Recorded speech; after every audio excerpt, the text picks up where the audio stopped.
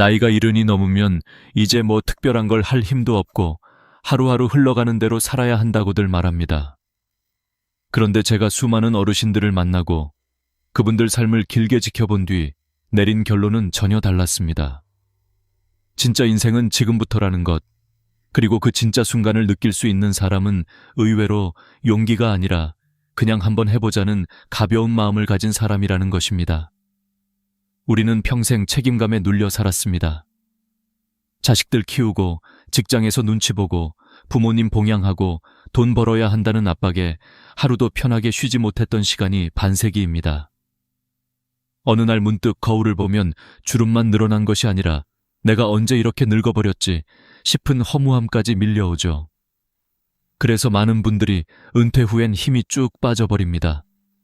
할 일도 없는 것 같고 무엇을 시작하기엔 늦은 것 같고 괜히 뭘 해도 서툴고 어색할 것 같고 젊은 사람들 사이에 끼면 민폐일까 걱정하게 됩니다. 하지만 제가 만나본 70대, 80대 선배들은 이렇게 말했습니다. 늦었다는 생각이 제일 늦는 생각이다. 지금 하는 것이 제일 빠르다. 이 말이 처음엔 그저 멋진 말처럼 들렸습니다. 그런데 그분들의 일상을 함께 지켜보니 단순한 말이 아니라 진짜 삶의 지혜였습니다. 어떤 78세 어르신은 평생 회사에 묶여 살다가 은퇴하자마자 일주일 동안 방에서만 TV를 보며 시간을 보냈다고 합니다. 그런데 아침에 밥을 먹고 소파에 앉아 있는데 질문 하나가 머릿속에 떠올랐답니다. 내가 이제 이렇게 늙어 죽을 때까지 소파에만 앉아 있을 건가?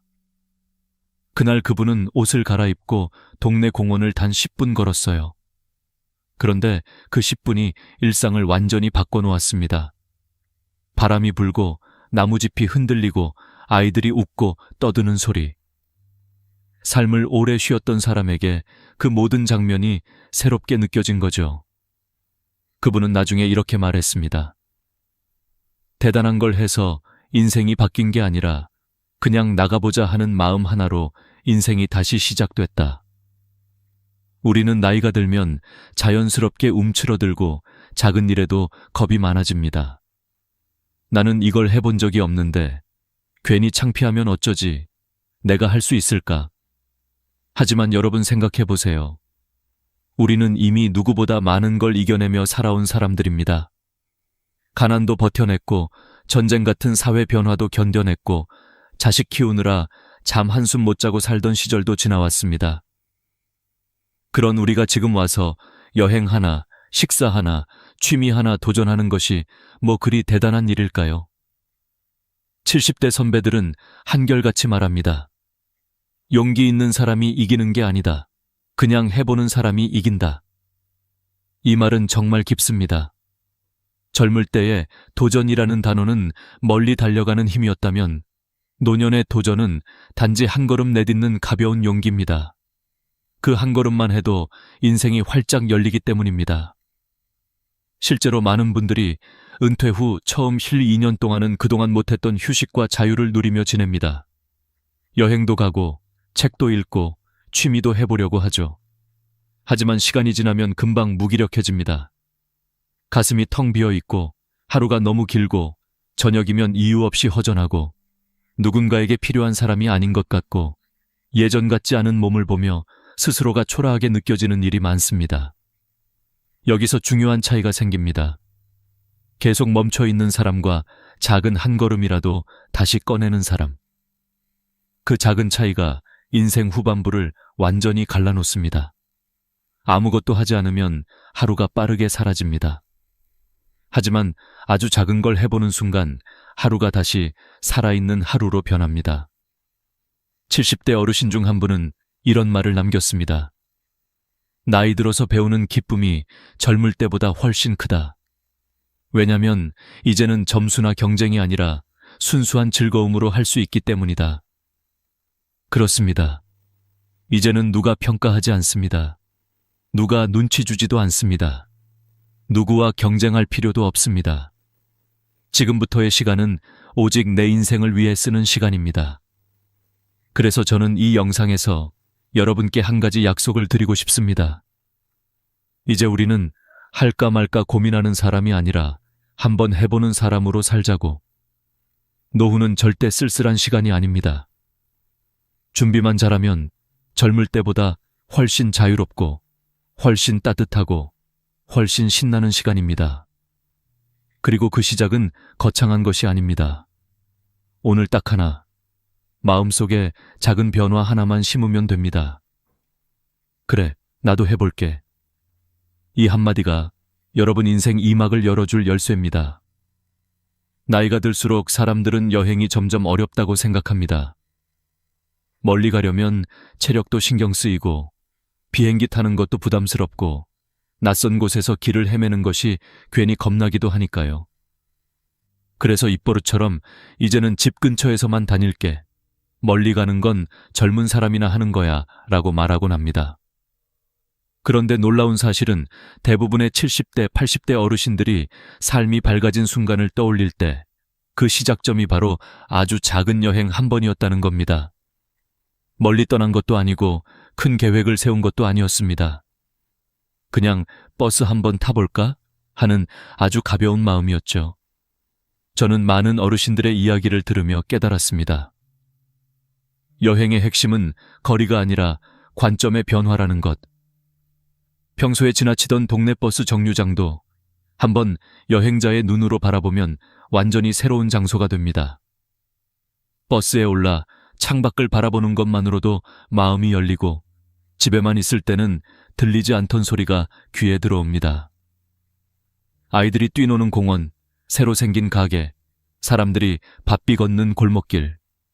모두가 오래된 풍경이지만 갑자기 생생하게 살아나죠. 이게 바로 여행의 기적입니다. 몸은 그대로인데 마음이 새로워지는 순간 우리는 다시 살아있는 느낌을 얻습니다. 제가 아는 72세 어르신도 그랬습니다.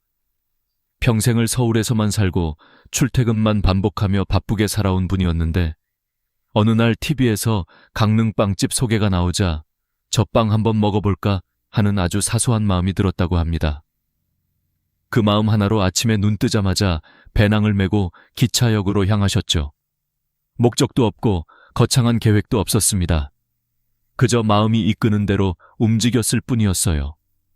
그런데 그 여행이 그분 인생의 전환점이 되었습니다.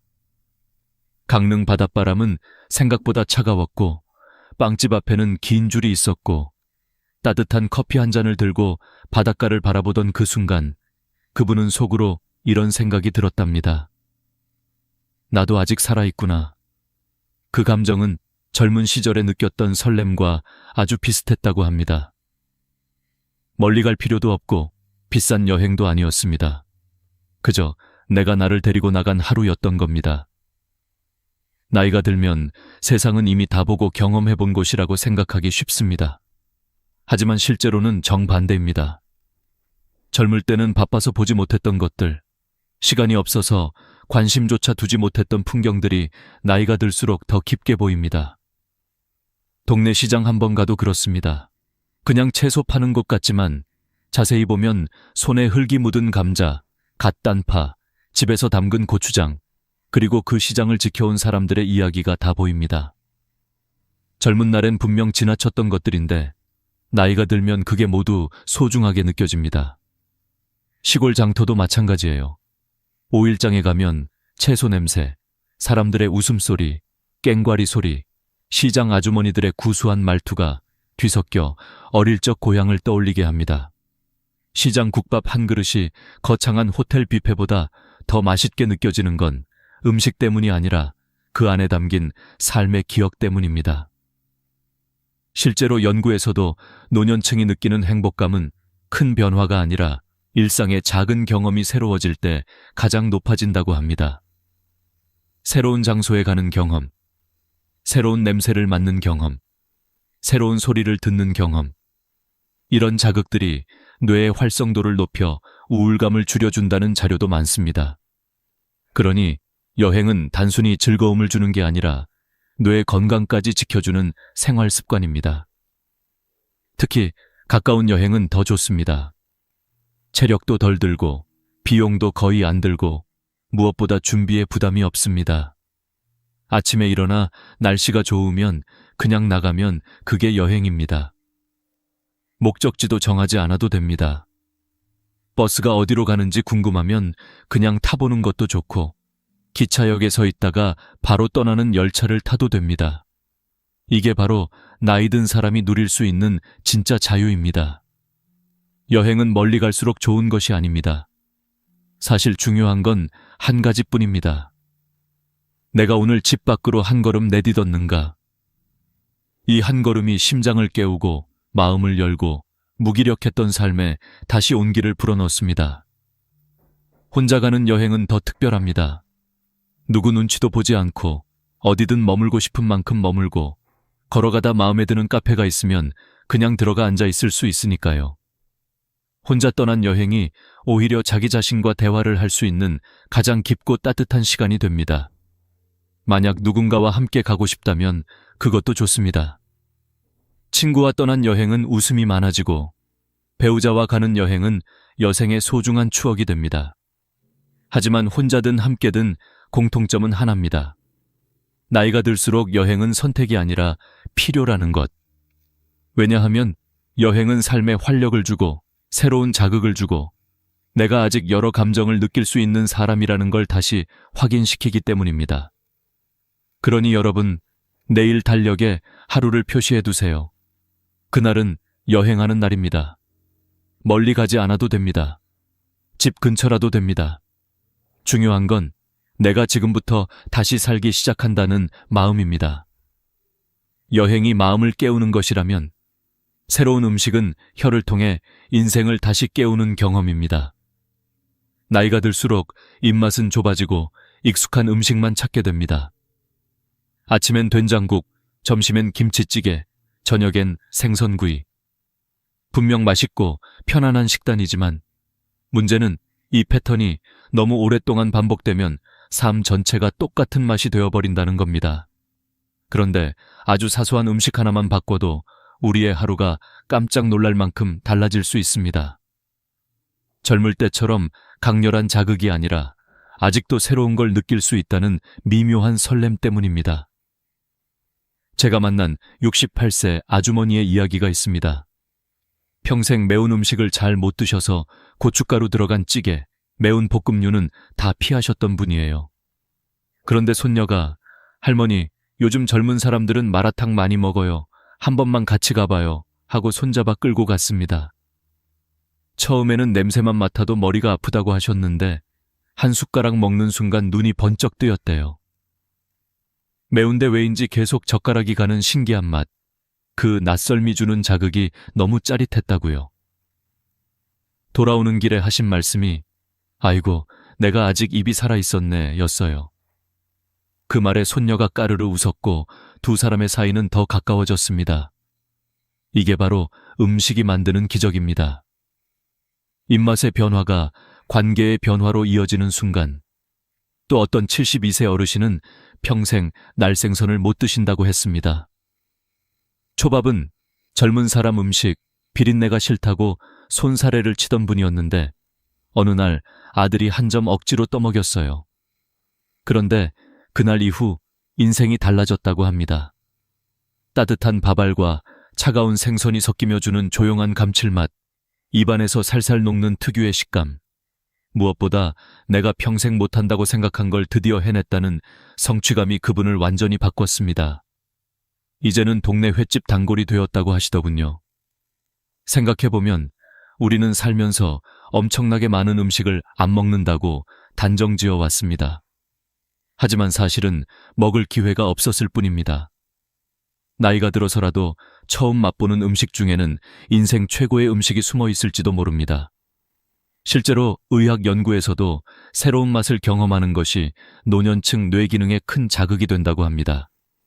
낯선 향, 새로운 식감, 처음 느끼는 조화, 이런 요소들이 뇌의 기억 회로와 감각 회로를 강하게 활성화시키기 때문이죠.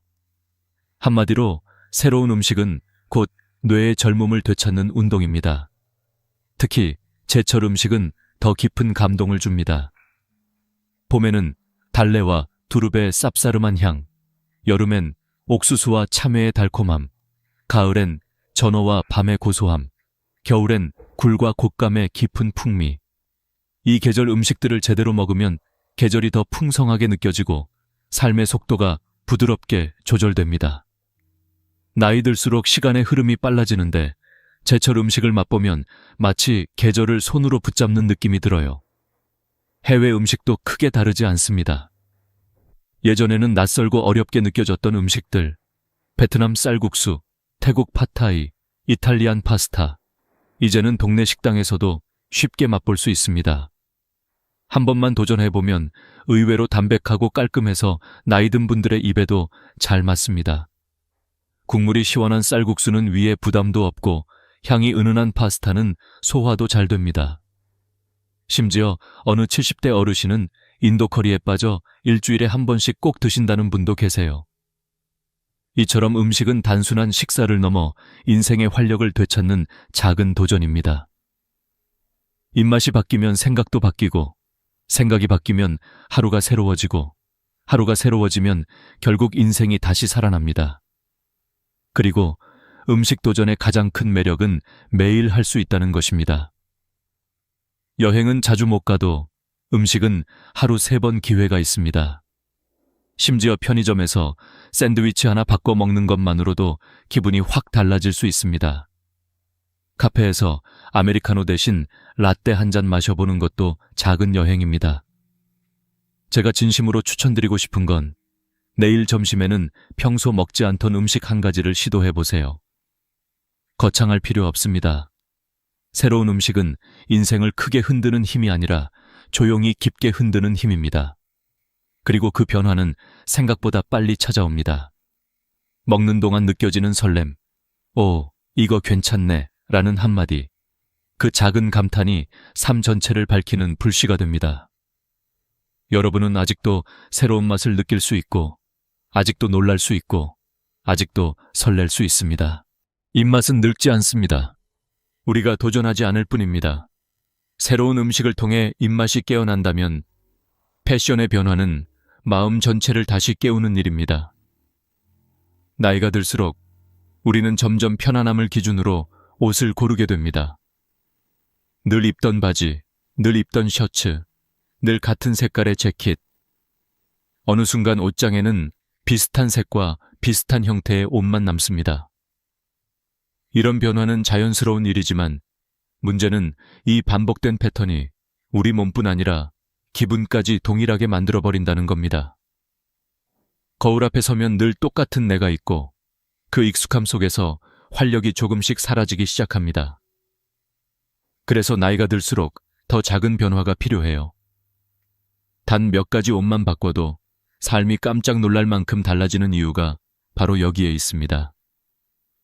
제가 아는 70대 어르신 한 분은 평생 농사만 지으며 살아오신 분입니다. 그래서 외출을 할 때도 항상 편한 헐렁한 바지와 오래된 셔츠만 입고 다니셨어요.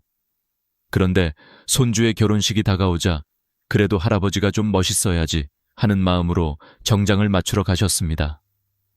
처음 맞춰 입은 양복이 어색해서 웃음만 나오셨다는데 결혼식 날 사진을 찍고 난 뒤 들은 말 한마디가 그분의 인생을 바꿨습니다. 아이고, 아직도 청년이네. 그 말에 얼굴이 화끈거릴 정도로 부끄러웠지만 마음 한편에서는 살아있던 젊은 나가 다시 깨어나는 느낌이었다고 했어요. 그 뒤로는 시장에 갈 때도 일부러 셔츠에 조끼를 걸치고 외출할 때는 밝은색 모자도 쓰면서 기분이 좋아졌다고 합니다.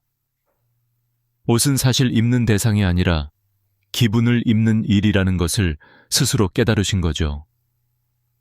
패션의 변화가 주는 심리적 효과는 놀라울 정도로 큽니다. 나이가 들면 표정이 굳고 움직임이 단순해지지만 옷 하나만 달라져도 표정이 환해지고 어깨가 스스로 올라갑니다. 자신이 거울 속에서 달라진 모습을 보는 순간 마음의 에너지가 되살아납니다. 특히 여성분들은 머리 색깔이나 모자 하나를 바꾸는 것만으로도 세상이 달라지는 경험을 합니다. 어떤 60대 아주머니는 평생 흰 머리를 자연스럽게 두고 사셨는데 딸이 엄마 밝게 염색 한 번만 해봐요 하고 설득해 머리를 염색했습니다. 염색이 끝나고 거울을 보는 순간 본인은 물론 미용사도 깜짝 놀랐다죠. 내가 이렇게 환하게 보일 줄 몰랐네. 그날 이후 그분은 외출할 때마다 더 자주 웃고 사진도 자주 찍고 스스로가 더 살아있는 사람처럼 느껴졌다고 합니다. 이처럼 작은 변화가 삶의 흐름을 바꾸는 시작이 될 때가 많아요. 옷은 단순히 몸을 가리는 도구가 아닙니다. 나이 들어갈수록 나는 아직 괜찮은 사람이다 라는 메시지를 내게 직접 전하는 가장 간단한 방법입니다.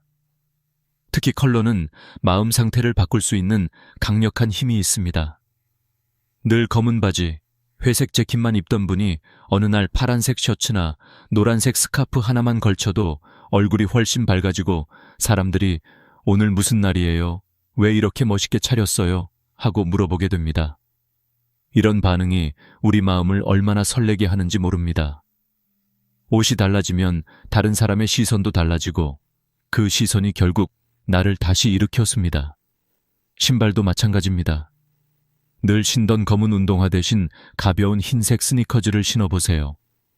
많은 분들이 나이 들어서 흰 신발은 어울리지 않는다고 생각하지만 막상 신어보면 발걸음이 훨씬 가볍고 동안처럼 보이는 효과가 있습니다.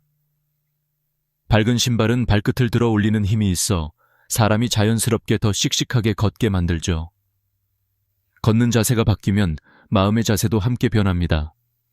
그래서 저는 자주 이런 말을 합니다. 신발을 바꾸면 발걸음이 바뀌고 발걸음이 바뀌면 인생이 바뀐다. 별것 아닌 변화처럼 보여도 그 작은 한 걸음이 삶 전체의 분위기를 바꿉니다. 모자 역시 굉장한 힘을 가지고 있습니다. 햇빛을 가리는 용도만이 아니라 이미지를 만드는 도구예요. 여성분들은 책 넓은 모자만 써도 우아하게 보이고 남성분들은 중절모나 베레모를 쓰면 품격 있는 분위기를 만들 수 있습니다. 똑같은 옷을 입어도 모자 하나로 분위기가 달라지는 경험을 해보면 새삼 아직 이렇게 달라질 수 있구나 하는 기쁨이 생겨요. 중요한 건 비싼 옷을 사라는 말이 아닙니다. 시장에서 1만 원짜리 셔츠 하나만 사도 심지어 옷장에서 몇 년째 입지 않던 옷을 다시 꺼내 입는 것만으로도 충분합니다. 우리가 평소 너무 튄다고 생각하며 아껴만 두었던 옷이 사실은 지금의 나에게 딱 맞는 변화를 줄 수도 있어요. 옷은 나이가 아니라 태도입니다. 그리고 태도는 나이를 이깁니다. 나이 들수록 우리는 스스로를 나이가 든 사람처럼 대하려는 경향이 생깁니다. 편한 것만 찾고 튀지 않는 것만 고르고 새로운 것을 피하려 하죠. 하지만 진짜 멋은 나이를 감추는 게 아니라 나이와 함께 더 빛나는 겁니다. 옷은 그 길을 열어주는 가장 쉽고 빠른 도구입니다. 옷 하나가 바뀌면 마음이 바뀌고, 마음이 바뀌면 행동이 바뀌고, 행동이 바뀌면 인생이 바뀝니다. 여러분, 내일 아침 거울 앞에서 옷장을 한번 열어보세요. 지난 1년 동안 한 번도 안 입은 옷이 있다면 그게 바로 내일 입어야 할 옷입니다. 너무 튀는 거 아니야 라는 생각이 들면 더더욱 입어야 할 옷입니다. 그 순간 거울 속 내가 달라지고 그 달라진 내가 하루를 바꾸고 그 하루가 다시 내 인생을 바꿉니다. 나이 들었다고 해서 새로운 멋을 포기할 필요는 전혀 없습니다. 오히려 지금이야말로 다시 멋져질 시기입니다. 옷은 우리 삶을 가볍게 만들고 우리의 표정을 밝게 하고 우리 마음을 다시 살아있게 만듭니다. 오늘의 내가 어제와 다르다는 것, 그것만으로도 인생은 충분히 아름답습니다. 이제 옷차림으로 마음이 환해졌다면 이번에는 마음 깊은 곳에서부터 다시 뛰게 만드는 것이 필요합니다. 그게 바로 취미입니다. 많은 분들이 나이가 들면 새로운 것을 배우는 게 어렵다고 생각해요. 이 나이에 내가 뭘 해? 배워도 금방 잊어버릴 텐데 창피하면 어떡하지? 이런 생각이 앞서죠. 하지만 저는 분명하게 말씀드립니다. 나이 들어서 배우는 취미는 젊을 때 배우는 취미보다 훨씬 더 아름답습니다. 왜냐하면 지금은 누가 시켜서 배우는 것이 아니라 오직 내가 하고 싶어서 배우는 시간이기 때문입니다. 이 순수한 동기만큼 기쁜 일이 또 없어요. 처음 하는 게 주는 설렘, 그 조금의 두려움, 해낼 때의 뿌듯함. 이 세 가지는 나이가 들어도 절대 사라지지 않는 감정이고 오히려 나이 들수록 더 깊고 진하게 다가옵니다. 제가 아는 68세 할머니 한 분은 은퇴 후 집안일만 하다 보니 어느 날 갑자기 마음이 너무 공허했다고 합니다. 아침에 일어나도 할 일이 없고 점심을 먹고 나서도 텅 빈 시간이 이어지니 머리는 멍하고 마음은 자꾸만 가라앉았대요. 그러다 어느 날 동네 주민센터에서 우쿨렐레 교실 개강이라는 문구를 보셨다고 합니다. 평소 음악을 좋아하긴 했지만 악기를 잡아본 적이 단 한 번도 없었어요. 처음에는 내가 이런 걸 배워서 뭐 하겠어 하셨지만 이상하게 그 종이가 계속 머릿속에 남았다고 하더군요. 결국 다음 날 살짝 떨리는 마음으로 수업에 등록하셨답니다. 첫날 우쿨렐레를 잡았을 때 손가락이 뜻대로 움직이지 않아 이상한 소리만 났지만 그 소리 때문에 오히려 더 웃음이 나고 재미가 생겼다고 하셨어요. 그리고 한 달 뒤 아리랑을 완주했을 때 그분은 그날 집에 돌아가면서 스스로에게 이렇게 말했다고 합니다. 내가 아직도 뭔가를 해낼 수 있는 사람이구나. 그것이 취미가 주는 기적 같은 순간입니다. 그림도 마찬가지입니다. 그림은 잘 그리고 못 그리고가 중요하지 않아요. 물감 몇 방울 떨어뜨리고 붓으로 쓱쓱 칠하는 그 과정 자체가 마음을 정리하고 위로합니다. 실제로 70대 아주머니 한 분은 우울증으로 힘들어하던 시기를 그림으로 극복하셨습니다. 꽃 한 송이를 그리면서, 과일 하나를 그리면서 마음이 차분해지고 슬픔이 줄어들더라고 하셨어요. 나중에는 작은 전시회에도 작품을 걸어 많은 사람들로부터 이 그림이 참 따뜻하네요 라는 칭찬을 들었죠. 그분은 그 순간 이렇게 느꼈다고 합니다. 나는 늙은 사람이 아니라 여전히 창조하는 사람이다. 얼마나 멋진 말입니까? 사진 역시 요즘 시대 최고의 취미입니다. 특히 스마트폰 카메라 기능이 워낙 좋아서 장비 없이도 충분히 멋진 작품을 만들 수 있어요. 빛이 어디서 오는지, 얼굴을 어느 방향으로 돌리면 예쁜지, 어떤 배경이 잘 어울리는지 이런 것들만 배워도 사진이 완전히 달라집니다. 손주와 놀다가 한 장, 동네를 산책하다가 한 장, 꽃길에서 한 장 찍다 보면 그 사진들이 쌓여서 내 삶의 풍경이 됩니다. 나중에 그 사진들을 보면서 아, 내가 이때 이렇게 잘 살았구나 하는 감동을 스스로 느끼게 됩니다. 요즘 인기 많은 취미 중 하나는 플라워 클래스입니다. 꽃을 한 송이씩 만지고 향을 맡고 잎의 결을 느끼다 보면 자연스럽게 마음이 편안해집니다. 꽃은 계절마다 색도 향도 달라서 배울수록 끝이 없어요. 봄에는 프리지아, 여름에는 수국, 가을에는 국화, 겨울에는 동백. 계절에 따라 다른 꽃을 다루다 보면 내 삶도 사계절처럼 다채로워집니다. 집에 꽃 한 다발을 꽂아두면 방 안 전체가 밝아지고 그 꽃을 내가 직접 꾸몄다고 생각하면 하루가 더 특별해져요. 그리고 시대가 변하면서 요즘은 디지털 취미도 충분히 노년 취미가 될 수 있습니다. 많은 분들이 내 나이에 컴퓨터를 뭘 해? 라고 말하지만 사실 스마트폰 활용만 배워도 세상이 넓어집니다. 검색하는 법, 사진 자르는 법, 동영상 저장하는 법, 음악 찾는 법. 이런 사소한 것들을 배우는 것만으로도 나 자신이 훨씬 현대적이고 능력 있는 사람처럼 느껴집니다. 어떤 60대 아저씨는 주민센터에서 스마트폰 활용반을 들은 후 아주 작은 영상을 찍어 유튜브에 올리기 시작했어요. 처음에는 조회수가 몇 개 안 되었지만 댓글 하나가 달린 순간 그분은 완전히 다른 사람이 되었습니다. 와, 나도 누군가에게 영향을 줄 수 있구나. 이런 깨달음 하나가 하루를 바꾸고 인생을 다시 뛰게 만듭니다. 여러분, 취미는 단순히 시간을 보내는 행동이 아닙니다.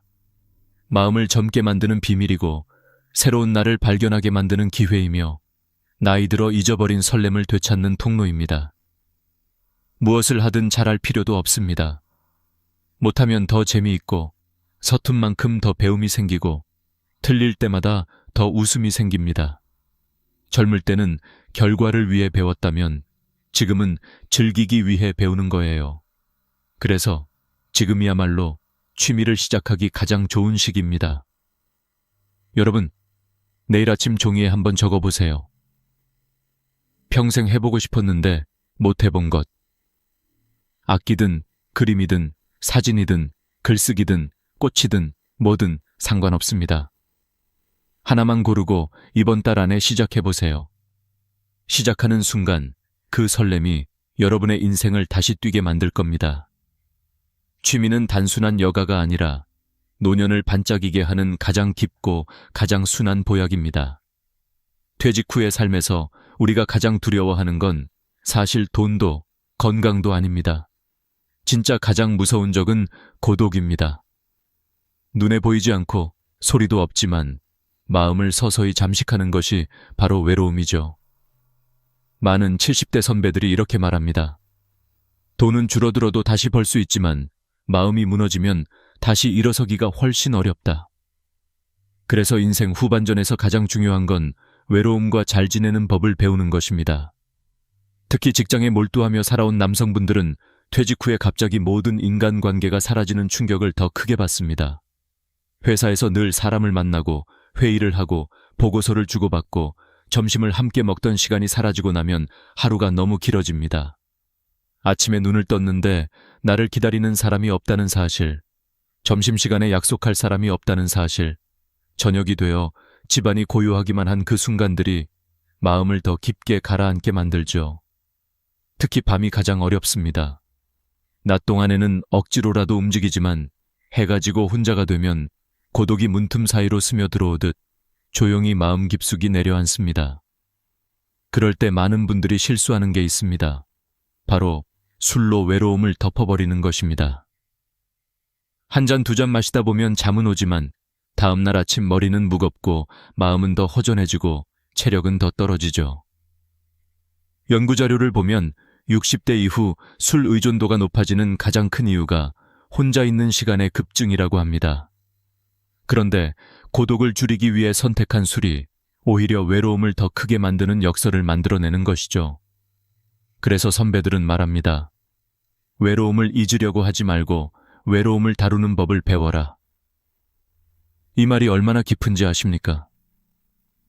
외로움은 피하는 순간 더 커지지만 마주하는 순간 작아집니다. 중요한 건 내가 내 삶을 다시 움직일 수 있는 작은 힘을 만드는 것입니다. 그 힘 중 하나가 바로 작은 루틴을 만드는 것입니다. 거창할 필요도 없어요. 아침에 일어나 창문을 열고 바람을 한 번 마시기, 20분 걷기, 하루에 커피 한 잔은 꼭 내가 좋아하는 카페에서 마시기, 하루 10분 책 읽기, 하루 1장의 사진 찍기. 이런 사소한 루틴들이 하루를 안정시키고 마음을 채우고 외로움이 자리할 틈을 줄여줍니다. 심리학 연구에서도 사람의 정서 안정은 큰 변화가 아니라 작은 반복에서 만들어진다고 합니다. 재미있게도 작은 루틴을 지키기 시작하면 자존감도 다시 살아납니다. 아, 내가 내 삶을 다시 움직이고 있구나. 이런 감정은 외로움을 이겨내는데 가장 큰 힘이 되어줍니다. 또 하나 중요한 건 누군가를 애써 붙잡지 않는 것입니다. 퇴직 후 인간관계가 줄어드는 건 자연스러운 일입니다. 직장 동료는 친구가 아니라 직업이 만든 인연일 뿐이었기 때문입니다. 그래서 선배들은 말합니다. 퇴직한 뒤 연락이 끊어졌다고 슬퍼할 필요 없다. 그건 자연스러운 정리일 뿐이다. 억지로 관계를 붙잡으려 애쓰기 시작하면 오히려 더 외롭고 더 초라해집니다. 대신 이런 마음으로 전환해야 합니다.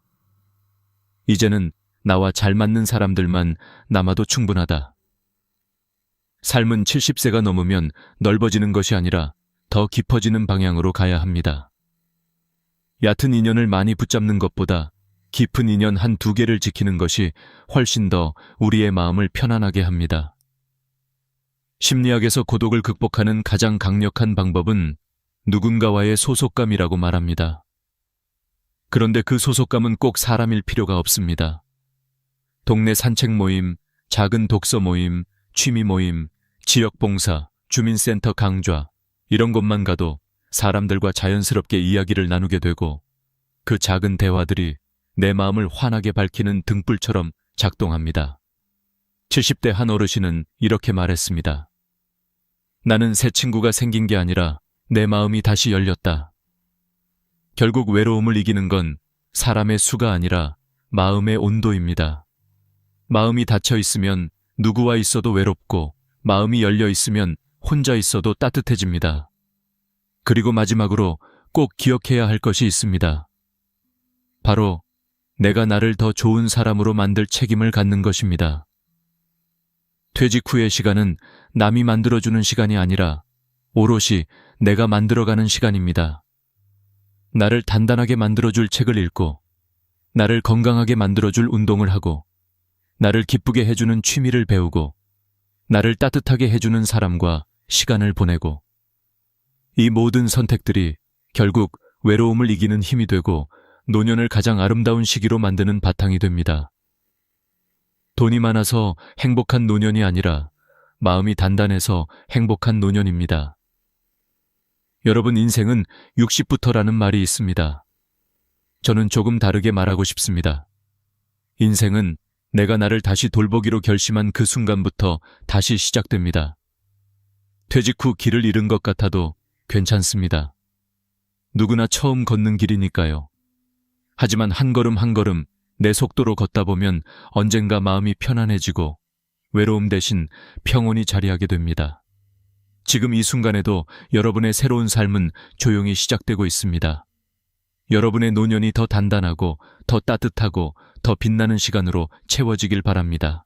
퇴직이라는 두 글자는 어느 날 갑자기 들이닥치는 폭설처럼 우리 삶을 덮어버립니다.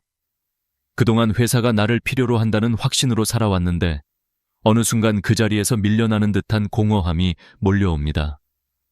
사람들은 퇴직을 자유라고 말하지만 정작 당사자에겐 낯선 침묵과 허전함이 더 크게 느껴지죠. 저는 60대 중반에 처음 그 감정을 온몸으로 겪었습니다. 아침 6시에 일어나 출근하던 30년 습관이 단 하루 만에 끊겼을 때 마치 내가 세상에서 해야 할 역할이 없어져 버린 것 같은 느낌이 들었습니다.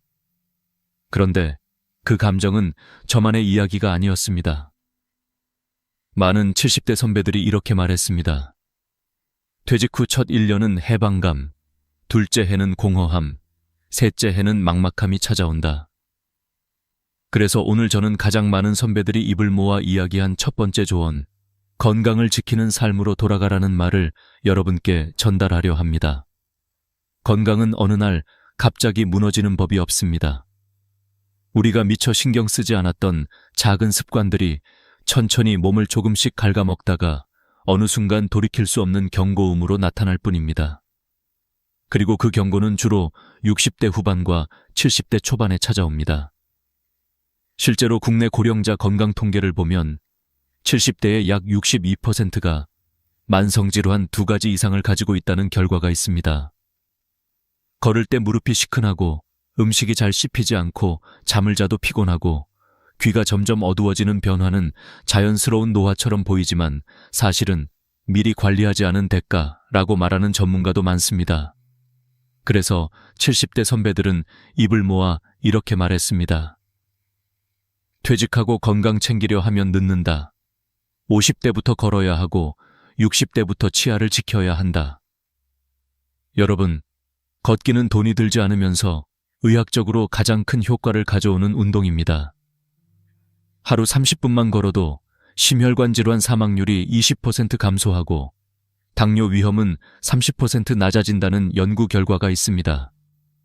계단을 오르내릴 필요도 없고 빠르게 걸을 필요도 없습니다. 다만 꾸준히 하면 됩니다. 어느 78세 어르신은 이렇게 말씀하셨습니다. 걸을 수 있다는 건 아직 내가 인생을 누릴 수 있다는 뜻이야. 그런데 건강에서 가장 많은 선배들이 강조한 건 바로 치아였습니다. 왜일까요? 우리가 나이가 들수록 가장 먼저 흔들리는 게 다리가 아니라 치아이기 때문입니다. 치아가 약해지면 단순히 음식이 불편해지는 걸 떠나서 영양 흡수가 떨어지고 근력이 빠르게 감소합니다. 영양 부족으로 근육이 줄어들면 일명 노인성 근감소증이 생기는데 이 병은 낙상 위험을 3배 이상 높이고 사망률까지 끌어올립니다. 70대 선배들은 말합니다. 치아 하나 잘못 관리하면 노후 5년이 힘들어진다. 그래서 50대라면 스케일링을 정기적으로 받고 60대라면 잇몸 치료를 미리 해야 합니다. 문제가 생긴 뒤 치료하려 하면 너무 많은 시간과 비용이 듭니다. 선배들은 또 이렇게 조언했습니다. 내 다리는 내가 지킨다. 내 치아도 내가 지킨다. 대신 둘 다 늦으면 못 지킨다. 저는 그 말이 참 크게 와닿았습니다. 퇴직 이후 삶의 가장 큰 특징은 시간은 늘어나지만 체력은 줄어든다는 사실입니다. 체력이 줄어드는 속도는 우리가 생각하는 것보다 훨씬 빠릅니다. 그래서 70대 선배들은 이렇게 강조합니다. 퇴직 후엔 건강이 전부다. 돈도 취미도 인간관계도 결국 건강 위에 서 있더라. 건강을 잃으면 하고 싶은 일을 해도 즐겁지 않고 사랑하는 사람들과 시간을 보내도 마음이 답답해지고 여행을 가도 걷지 못해 사진만 찍다 돌아오게 됩니다. 그래서 저는 오늘 여러분께 묻고 싶습니다. 지금 당신의 건강은 안녕하십니까? 지금 당신의 치아는, 지금 당신의 다리는, 지금 당신의 균형 감각은 온전한가요? 퇴직 후 정말 새로운 시작을 하고 싶다면 가장 먼저 해야 할 일은 거창한 계획이 아니라 걷는 것, 씹는 것, 자는 것, 몸을 돌보는 것입니다. 70대 선배들이 이렇게 말합니다. 젊을 때 돌봐준 내 몸이 노년의 나를 살린다. 여러분, 퇴직 후의 삶은 준비된 만큼 풍요롭고 무너진 만큼 답답해집니다. 그리고 그 준비의 출발점은 언제나 건강입니다. 오늘 영상의 첫 번째 조언은 분명합니다. 걷고, 치아를 지키고, 내 몸을 아끼는 것. 그것이 퇴직 후 20년을 지키는 가장 확실한 투자입니다. 오늘의 이야기가 마음에 와닿았다면 지금 당장 신발을 신고 밖으로 나가보세요. 그리고 내일도 걸으세요. 건강은 기다려주지 않습니다. 우리가 먼저 움직여야 합니다. 퇴직 후 삶에서 두 번째로 중요한 주제는 바로 돈입니다.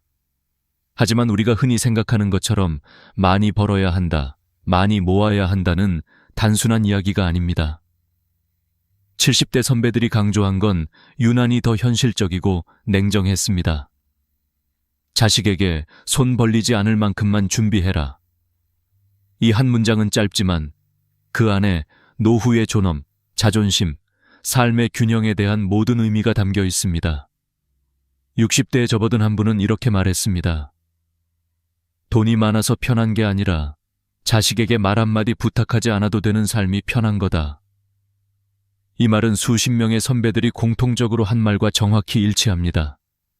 노후 자금은 많으면 좋지만 핵심은 자유롭게 쓰는 돈이 아니라 남에게 의존하지 않아도 되는 돈입니다. 퇴직 후 가장 많은 사람들이 겪는 착각이 있습니다. 지금 쓰는 생활비가 평생 똑같을 것이다. 하지만 실제 통계는 전혀 다르게 말합니다. 은퇴직 후 5년 정도는 외부 활동이 많아 오히려 지출이 크게 줄지 않지만 70대에 들어서면 생활비가 50 대린 60대의 절반 이하로 떨어집니다. 왜일까요? 소비 욕구가 줄어들고 이동량이 줄고 건강을 신경 쓰기 위해 과도한 소비를 하지 않기 때문입니다. 실제로 70대 고령층 조사에서는 70대 생활비는 60대의 50, 60%면 충분하다는 응답이 절대적으로 많았습니다. 그럼에도 불구하고 많은 사람들이 은퇴 후 가장 먼저 걱정하는 것은 역시 돈입니다. 취업하지 않으면 어떡하지? 돈이 모자라면 어떡하지?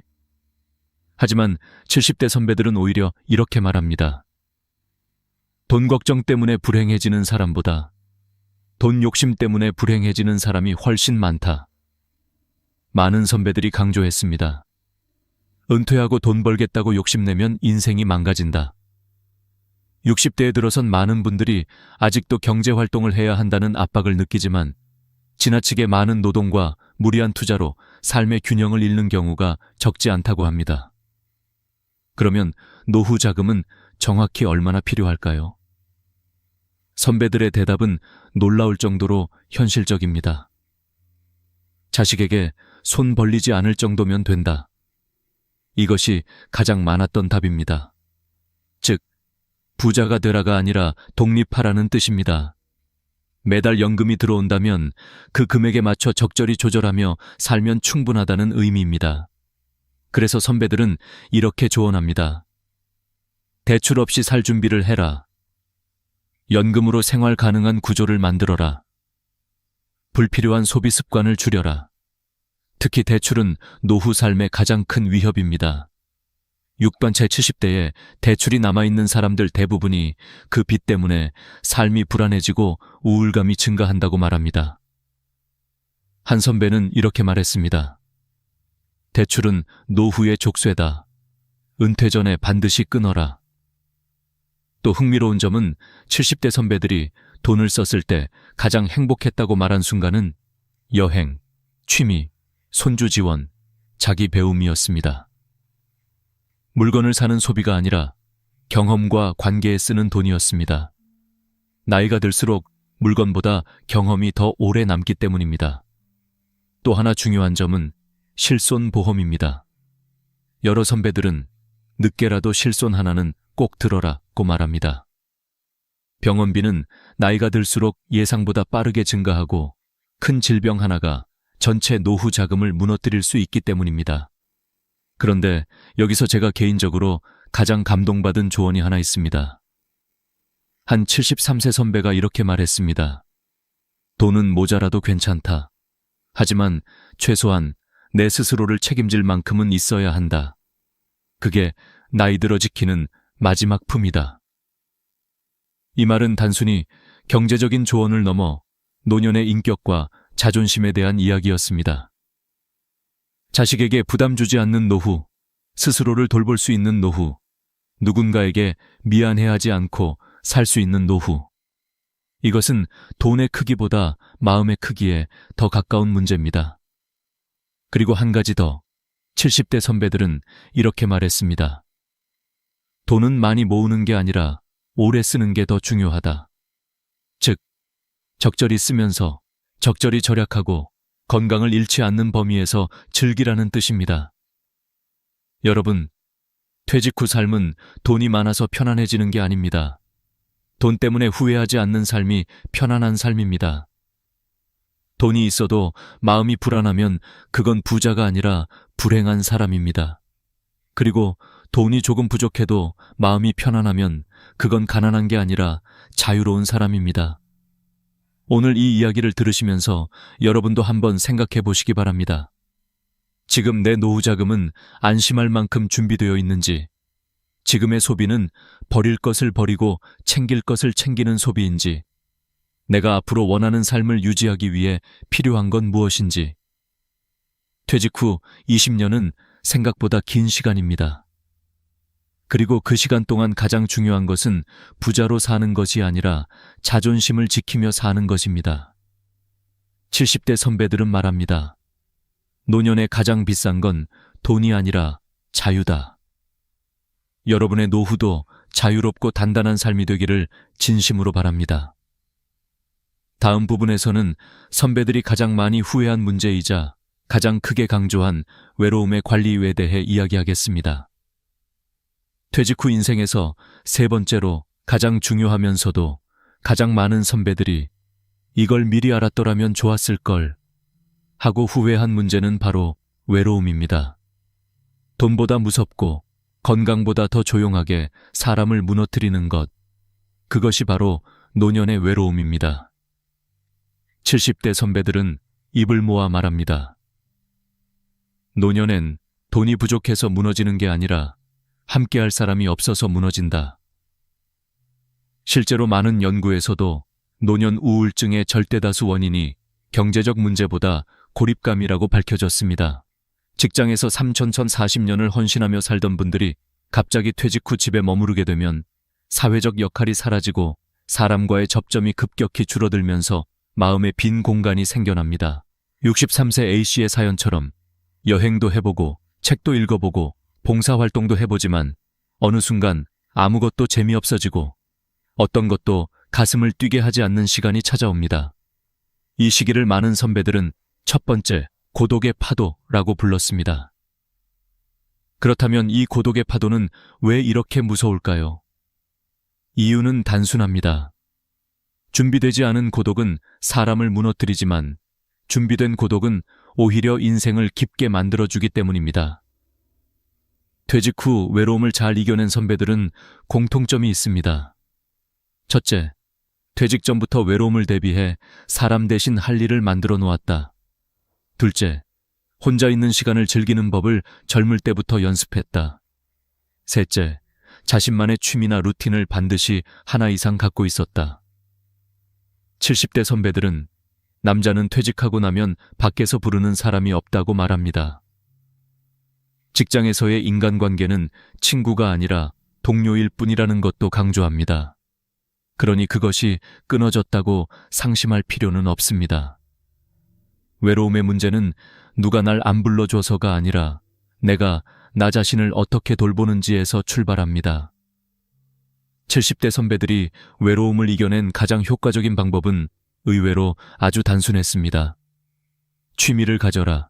그리고 취미는 반드시 혼자 할 수 있는 것부터 시작해라. 노년기의 취미는 누구와 함께 할 때보다 혼자 해도 외롭지 않은 활동일수록 안정감이 컸습니다.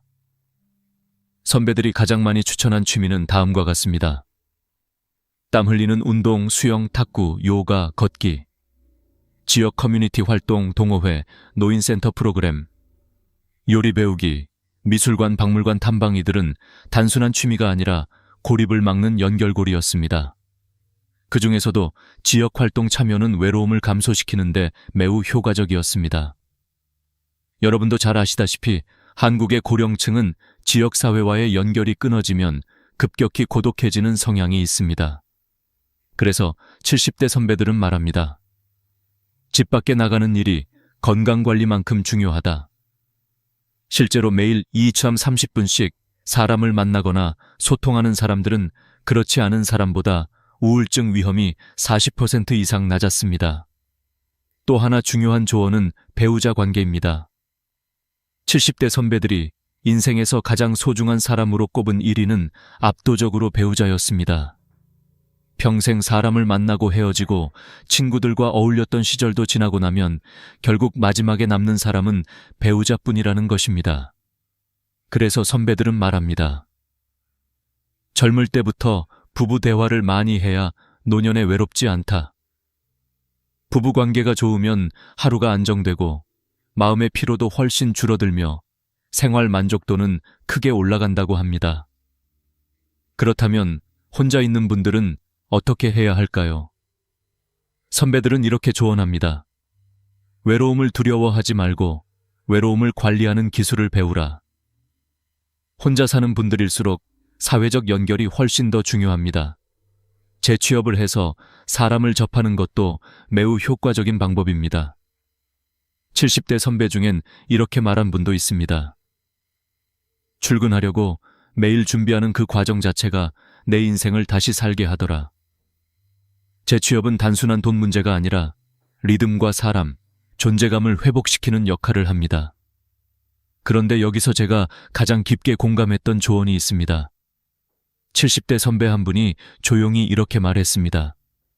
퇴직한 남자는 가만히 있으면 집안 분위기까지 가라앉힌다. 누군가 나를 챙겨주길 바라지 말고 내가 먼저 움직여야 한다. 이 말은 외롭지 않기 위한 가장 확실한 방법이 능동적인 삶이라는 점을 강조한 것입니다.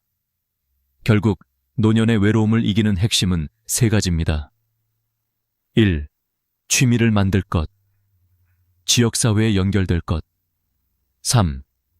혼자 있는 시간을 두려워하지 않을 것. 외로움은 자연스럽습니다. 하지만 관리할 수 있습니다. 그리고 잘 관리된 외로움은 오히려 인생을 더 단단하게 만들어줍니다. 다음 부분에서는 퇴직한 후 진짜 필요한 마음가짐과 생활 루틴에 대해 더 깊게 살펴보겠습니다. 퇴직 후 남은 인생을 어떻게 살아야 할까? 이 질문은 누구에게나 막막하지만 70대 선배들의 공통된 대답에는 한 가지 중요한 진리가 숨어 있었습니다. 바로 퇴직 후의 삶은 내가 나를 어떻게 대하느냐에 따라 완전히 달라진다. 는 점입니다. 많은 사람들이 퇴직을 하면 세상이 갑자기 조용해졌다고 말합니다. 아침마다 울리던 알람이 사라지고 부장님이 부르는 소리도 동료들의 대화도 들리지 않습니다. 처음엔 그 자유가 달콤하지만 시간이 지나면 그 빈자리에서 이상한 허탈감이 밀려옵니다. 이때 중요한 건 그 빈자리를 무엇으로 채우느냐입니다. 잘 채우면 인생 2막이 시작되지만 못 채우면 우울과 무기력에 잠식됩니다. 70대 선배들은 이렇게 강조합니다. 퇴직 후의 핵심은 외부가 아니라 내부다. 내가 스스로 어떤 사람이 될지 정하는 데서 모든 게 시작된다. 이 말은 단순한 정신론이 아닙니다. 실제로 많은 연구에서 퇴직 후 3세 5년 사이가 심리적 변화가 가장 큰 시기이며 이때의 마음가짐이 노년기의 만족도를 결정한다고 보고합니다. 퇴직 직후에는 새로운 자유에 익숙해지려는 조심스러운 흥분이 있지만 그 다음엔 목표가 사라진 혼란이 찾아옵니다. 그런데 이 혼란은 결코 부정적인 것이 아닙니다. 오히려 새로운 나를 재구성할 수 있는 기회입니다. 70대 선배들은 그 기회를 놓치지 않기 위해 몇 가지 행동을 했다고 고백했습니다. 첫째, 나를 위한 루틴을 다시 만들었다. 퇴직 후 가장 많이 무너지는 것이 바로 리듬입니다. 직장 생활은 누가 시키지 않아도 자동으로 루틴이 생기지만 퇴직 후엔 하루가 무질서하게 흐르기 쉽습니다. 그래서 선배들은 아침 기상 시간과 식사 시간, 운동 시간, 외출 시간을 정해놓고 지켰습니다. 이것만으로도 우울감이 3.40% 감소했다는 조사도 있습니다. 인간의 뇌는 예측 가능한 구조에서 안정감을 느끼기 때문입니다. 둘째, 잘 쉬는 법을 배웠다. 회사에 있을 때는 쉰다라는 개념이 늘 부족했습니다. 늘 피곤했고 늘 시간이 모자랐죠. 하지만 퇴직 후의 휴식은 다릅니다. 진짜 쉬기 위해서는 목적 없는 시간도 버텨내는 연습이 필요합니다. 어떤 선배는 이렇게 말했습니다. 처음엔 빈 시간이 두려웠는데 나중엔 그 시간이 나를 살렸다. 명상, 산책, 음악 감상 같은 아주 작은 외부 자극이 오히려 마음을 건강하게 만들었습니다. 셋째, 내게 맞는 인간관계를 골랐다. 직장에서는 원하든 원치 않든 다양한 관계 속에서 살아야 합니다. 하지만 퇴직 후엔 꼭 보고 싶은 사람들만 남습니다. 선배들은 말합니다. 퇴직 후 만나는 사람들은 전부 선택이다. 그래서 인간관계를 정리하는 과정이 반드시 필요합니다. 자존감을 낮추는 사람, 항상 비교하는 사람, 본인을 이용하려는 사람, 이런 관계와 멀어지는 것이 더 건강한 삶으로 이어졌습니다. 넷째, 자신에게 질문하는 시간을 만들었다. 퇴직 이후 가장 중요한 과정은 자신을 되돌아보는 것입니다. 나는 어떤 사람이고 싶은가? 앞으로의 20년을 어떻게 살고 싶은가? 무엇을 해야 후회하지 않을까? 이 질문들이 방향을 만들어줍니다.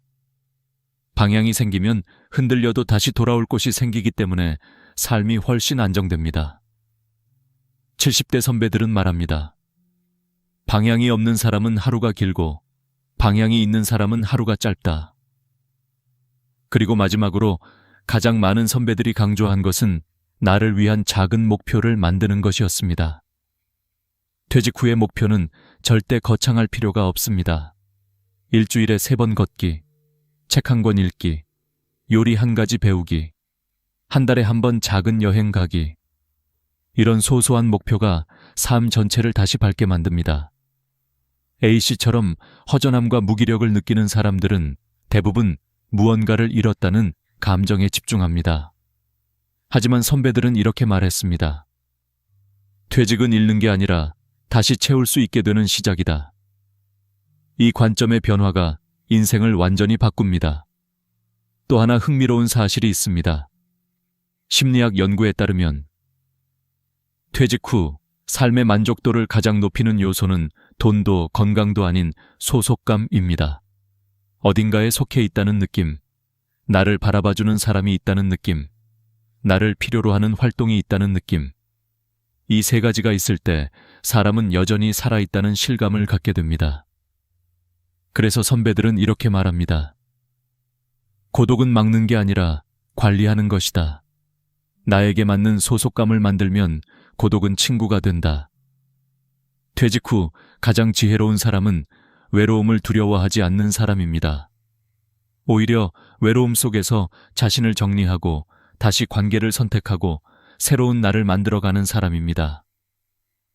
다음 부분에서는 퇴직 후 일을 바라보는 올바른 관점과 왜 많은 70대가 재취업을 선택했는지에 대해 깊이 이야기해 보겠습니다.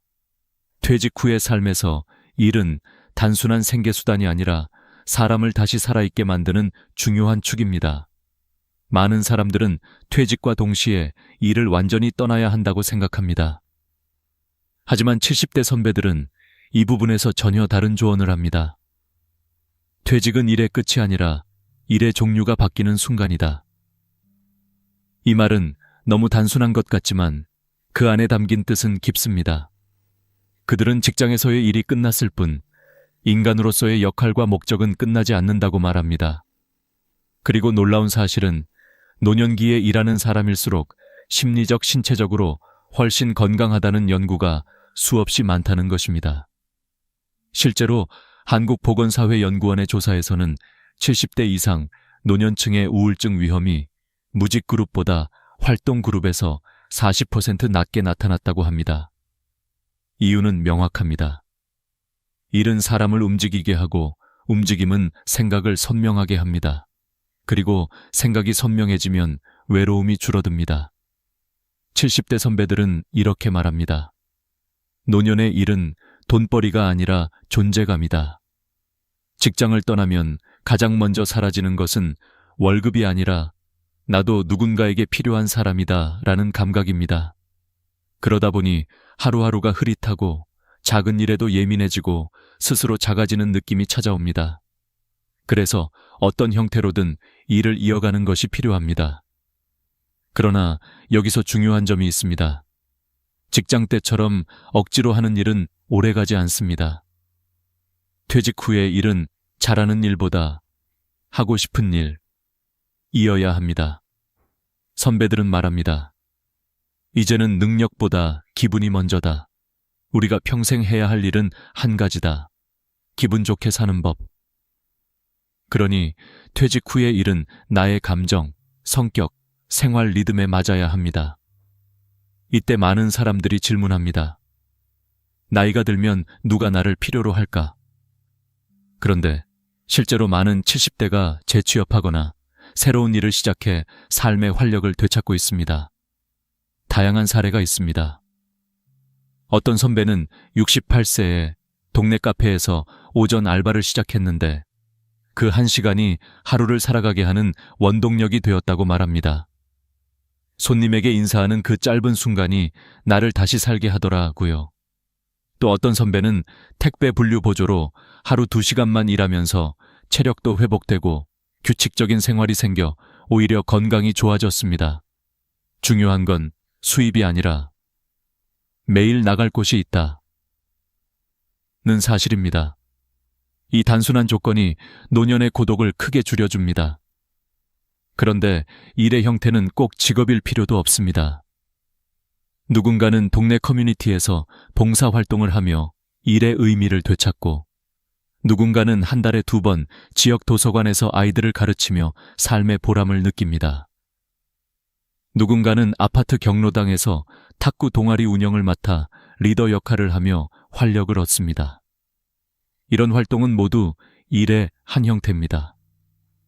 우리가 일이라고 말할 때 반드시 돈이 오갈 필요는 없습니다. 중요한 건 사회적 연결감, 그리고 내가 누군가에게 필요한 존재라는 느낌입니다. 70대 선배들은 퇴직 후 가장 위험한 것은 아무것도 하지 않는 하루가 쌓이는 것이라고 말합니다. 하루는 편안할 수 있지만 그 하루가 100번 반복되면 삶 전체가 무너집니다. 그래서 작은 일이라도 꾸준히 해야 합니다. 심리 전문가들도 말합니다. 사람은 움직일 때 살아있고 멈출 때 늙는다. 그 움직임이 운동이든 취미든 봉사든 재취업이든 상관없습니다. 움직이는 일에 몸과 마음을 두는 것이 중요합니다. 또 한 가지 중요한 관점은 일을 통해 새로운 인간관계를 만들 수 있다는 점입니다. 퇴직 후 회사 사람들은 자연스럽게 멀어지지만 새로운 일터나 새로운 활동에서는 직장이 아닌 진짜 사람들과 관계를 맺을 수 있습니다. 70대 선배들은 이렇게 말합니다. 진짜 인연은 직장에 있지 않다. 내가 좋아하는 일을 할 때 그 옆에 있는 사람이 진짜 인연이다. 이 말처럼 나이가 들수록 억지 인간관계보다 자연스럽게 이어지는 관계가 훨씬 소중해집니다. 그리고 마지막으로 선배들은 퇴직 후의 일을 미래를 위한 보험이라고 표현합니다. 건강이 악화되면 일도 줄어들고 움직임도 줄어듭니다. 그래서 70대 선배들은 한결같이 말합니다. 지금 할 수 있을 때 움직여라. 지금 할 수 있을 때 시작해라. 늦었다고 생각해도 노년의 시간은 충분히 길고 새로운 일들은 끝없이 많습니다. 결국 퇴직 후의 일은 나를 위해 살아가는 삶의 새로운 방식입니다. 강박도 부담도 없는, 그러나 나를 생기 있게 하는 인생 2막의 엔진입니다.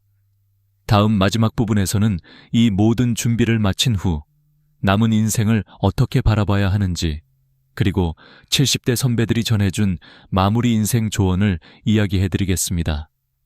퇴직 후의 시간은 길고도 깊습니다. 누군가는 그 길을 외로움으로 채우고 누군가는 지혜와 평온으로 채웁니다. 70대 선배들은 말합니다. 인생은 퇴직 후가 더 길다. 그 긴 시간을 어떻게 쓰느냐가 나머지 인생의 품격을 만든다.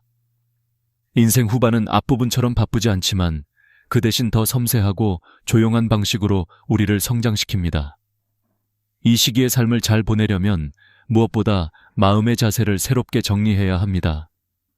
아무리 돈을 준비하고 건강을 챙기고 취미를 만들어도 마음이 정돈되지 않으면 노년의 삶은 여전히 허전합니다. 그래서 70대 선배들은 퇴직 후 가장 중요한 것은 마음의 태도를 바꾸는 것이라고 말합니다. 인생 후반은 새로운 목표를 세우는 시기가 아니라 남아있는 삶을 더 깊게 즐기기 위한 관점 전환의 시기입니다. 퇴직 후에 많은 사람들이 빠지는 함정 중 하나는 비교입니다. 내 친구는 아직도 일하는데 나는 뭐 하고 있지? 저 사람은 손주들과 행복해 보이는데 나는 왜? 다들 바쁘게 사는데 왜 나만 멈춘 것 같지? 이렇게 비교가 시작되면 마음이 다치기 시작합니다. 그런데 선배들은 말합니다. 노년의 삶에는 비교라는 단어 자체가 필요 없다. 인생의 앞부분은 경쟁과 비교로 가득했지만 인생의 후반부는 경쟁에서 빠져나와야 비로소 평온을 찾을 수 있습니다. 마음이 편안해지는 사람은 한결같이 이렇게 말합니다. 이제는 나만 보면 된다. 남이 아니라. 또 하나 중요한 태도는 관계를 바라보는 시선을 바꾸는 것입니다. 퇴직 후 인간관계는 자연스럽게 정리됩니다. 억지로 잡고 있어야 할 관계도 아니고 내 삶에 도움이 되지 않는 사람에게 매달릴 필요도 없습니다. 70대 선배들은 이렇게 이야기합니다. 나이를 먹는다는 건 억지 인연을 끊고 따뜻한 인연만 남기는 일이다. 그러니 떠나는 사람을 붙잡지 말고 오히려 조용히 보내주는 지혜가 필요합니다. 떠난 인연 때문에 마음을 상하는 대신 지금 내 곁에 남아있는 단 한 사람에게 더 깊은 마음을 쏟는 것이 훨씬 더 가치 있는 일입니다. 그렇다고 노년의 관계가 줄어드는 것이 무조건 나쁜 것은 아닙니다. 오히려 관계가 줄어들수록 진짜 필요한 관계만 남습니다. 그중 가장 중요한 관계는 배우자입니다. 70대 선배들에게 당신 인생에서 가장 소중한 사람은 누구입니까? 라고 물으면 열의 7은 배우자라고 답합니다. 이유는 단순합니다. 결국 노년의 가장 긴 시간을 함께 보내는 사람은 배우자이기 때문입니다. 그래서 선배들은 말합니다. 노년의 가장 지혜로운 사람은 배우자를 이해하려는 사람이다. 서로의 다름을 인정하고 작은 일에도 감사하고 대화를 꾸준히 이어가는 것이 노년의 안정감을 크게 지켜줍니다. 또 한 가지 중요한 부분은 기대치를 낮추는 것입니다. 많은 사람들이 자녀에게서 행복을 기대하다가 실망하고 인간관계에 기대하다가 상처받습니다. 하지만 나이가 들수록 기대치가 낮을수록 마음은 가벼워집니다. 기대가 적으면 실망도 적고 실망이 적으면 마음이 덜 상합니다. 그래서 선배들은 말합니다. 기대는 줄이고 감사는 늘려라. 그러면 마음은 항상 편하다. 작은 것에도 고마움을 느끼는 태도가 노년의 삶을 지탱하는 기둥이 됩니다. 그리고 마지막으로 중요한 태도는 자기 자신을 다시 발견하는 것입니다. 퇴직 후 많은 사람들이 자신을 잃어버립니다. 직장에서 남의 시간을 살아왔기 때문에 자신의 시간을 갑자기 어떻게 써야 할지 모르는 것이죠. 하지만 노년은 오히려 자기 자신에게 돌아갈 수 있는 황금 같은 시기입니다. 하고 싶었지만 못했던 일들, 배우고 싶었지만 미뤄둔 것들, 가고 싶었지만 바빠서 가지 못했던 곳들, 이 모든 것을 다시 시작할 수 있는 시기가 바로 지금입니다. 70대 선배들은 이렇게 말합니다. 노년의 행복은 거창한 데 있지 않다. 하루의 작은 기쁨 하나면 충분하다. 아침 햇살이 예쁘다든지, 걷는 길에서 작은 꽃을 발견했다든지, 아내와 마신 따뜻한 차 한 잔이 맛있었다든지, 이 작은 행복을 느끼는 사람이 노년의 진짜 부자입니다. 돈, 지위, 성취보다 더 중요한 것은 마음의 여유입니다. 마음이 여유로우면 하루가 평화롭고, 하루가 평화로우면 인생 전체가 따뜻해집니다. 마지막으로 70대 선배들의 조언을 하나로 정리하면 이렇습니다.